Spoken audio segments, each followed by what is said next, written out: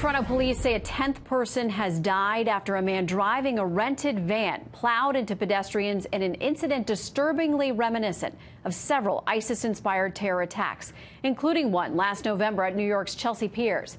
But we still don't know what motivated this suspect, a Canadian man named Alek Minassian, to allegedly jump the curb, then mow down innocent bystanders on Toronto's popular Yonge Street. That's where Molly Line is right now with more on the investigation. Good evening, Molly. Good evening, Shannon. We're standing right at the corner where this horrific attack began. The police have the area shut down, the area secured.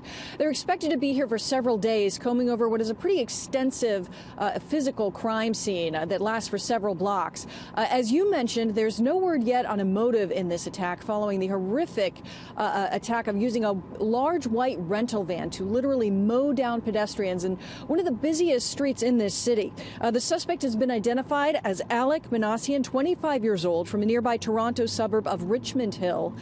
10 lives were claimed, 16 people injured. The brutal force of this large van leaving some dead at the scene, others fighting for their lives as they were rushed to nearby hospitals for care of severe wounds.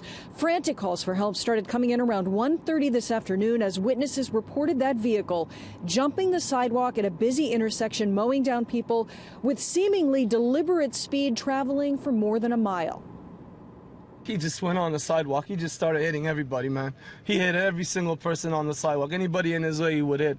The bus stop, everything got shattered. There was a lady in there that I saw. I just stopped and I looked and I went after it again. All I see is just crumbling up one by one, one by one. Holy God, I've never seen a scene like this in my life, I swear. The van, with extensive front end damage and bearing a logo for Ryder Truck Rentals, finally stopped on Points Avenue, where video captured at the scene showed the driver waving his hands with an object at a police officer. Soon that item was dropped and the man obeyed orders to get down on the ground. Canadian Prime Minister Justin Trudeau tweeted, "Tonight, the hearts and thoughts of an entire country are with the families and friends of those killed in Toronto today. We also wish all those injured a fast and full recovery." He went on to tweet, "The Toronto police and first responders face danger without hesitation today, and I want to thank them for their courage and professionalism. We'll continue working with our law enforcement partners as the investigation continues." America's leaders have expressed solidarity. Vice President Mike Pence tweeted, "POTUS and I are closely monitoring the attack on innocent people in Toronto this afternoon. We are with the Canadian people tonight as they grieve the loss of life and injured.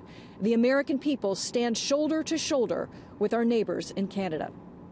Canadian authorities say it's too soon at this point in time to say whether terrorism played a role, but Ralph Goodale, the Minister of Public Safety, said that there is no known national security link from the information they have thus far as this investigation unfolds. Investigators are taking an all-hands-on-deck approach to this.